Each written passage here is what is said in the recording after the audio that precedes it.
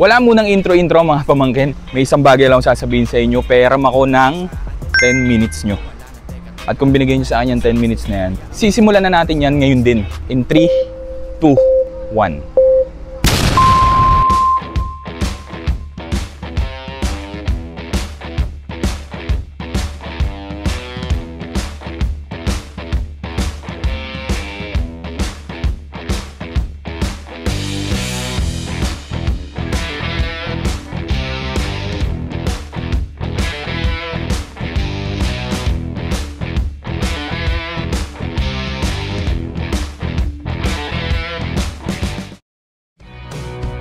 Where East meets West. East meets West food culture.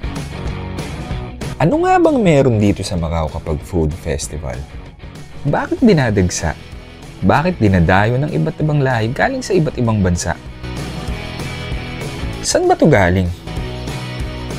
Saan nagmula? Lahat yan masasagot ngayong gabi kung sasamahan nyo ako para alamin kung bakit tuwing sasapit yung November, taon-taon, ganito yung mga eksena dito. O huwag mo na skip, magsasalita pa ako eh. May 8 minutes pa ako. Pero bago tayo magpatuloy, pasuyo muna ako, pasubscribe muna dyan sa channel natin, Uncle Joe TV. Pindutin mo lang yung subscribe button, tapos pakipindut mo na din yung notification bell para laging updated sa mga upcoming videos natin dito sa Uncle Joe TV. Thank you! O game, tuloy na. Kaya dito, makinig ka. Kaya dito. Ang Macau Food Festival ay annual event na nagsimula pa noong year 2000 na ginawa sa Leal, Senado Square. Hanggang sa nalipat na nga siya kung nasan tayo ngayon. Dito sa may Macau Tower, sa Saivan Lake Square. Kung saan mas malaki at mas malawak yung outdoor space para sa mga stalls, games, and entertainments. Traditionally, ginagawa ito noong November. Halos sinasabay nila with the Macau Grand Prix para samantalayin na din yung dagsa ng tao na bumibisita dito sa Macau. Pero dahil hindi tayo nakapanood ng Grand Prix, dito tayo babawi sa Food Festival. Game! Yun, unahin natin yung games. Basketball to. Pag nakashoot ka, 3 out of 4 may prize na maliit. Pag 4 out of 4 yung malaking parang nakasabit nila dun, yun yung mauuwi mo. So, try natin. Tingnan natin kung marunong pa tayo mag-shoot.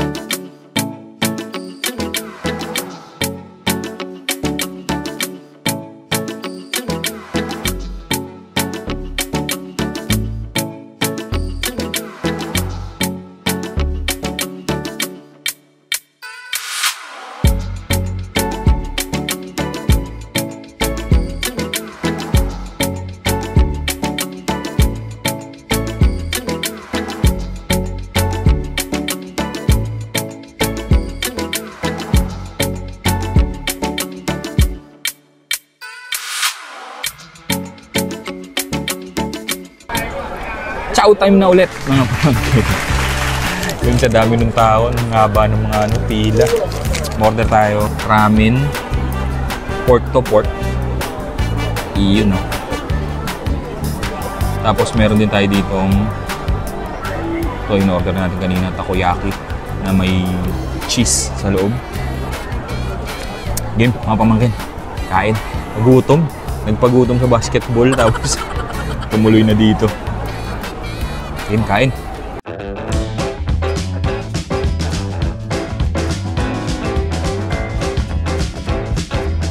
Sakto sa panahon. Medyo malamig na po dito.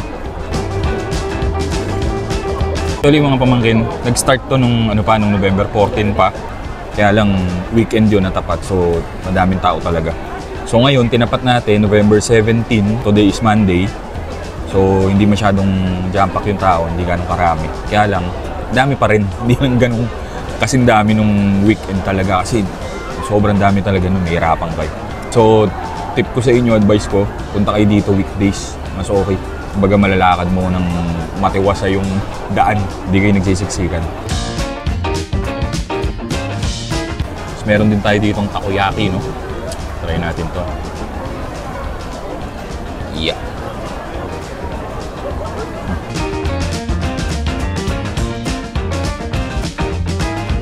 Sarap. Hanggang November 30 pa naman tong eventong food festival. So mababa pa yung time nyo para pumunta rito. Punta kayo rito mga tropang Macau. I-enjoy kayo rito. Masaya. Ng tao. Tapos meron din sila ditong gold coin cake. Nakalagay yun. Gold coin cake. Tapos may cheese siya sa loob. Nung kanina, di ba? Pinapakita natin. Ito natin yung loob. Ayan. Yun. Wow! Hati tayo. Tikman natin. Para siyang pancake. May butter. Tapos may maraming cheese sa loob. Kap. Mula bata, matanda bata, isip bata. Dami kayong magagawang activities dito bukod sa food trip. Eh, may mga games sila. Pinakita natin kanina. Dami. Dami mag-enjoy talaga kayo dito. Tsaka malaking tulong din to dun sa F&B sector ng Macau. Tsaka yung sa mga small to medium size enterprises. Tulong, sarap, tourism. So yun mga pamangkin, kain muna kami dahil gutom na talaga kami. Tara, kain tayo.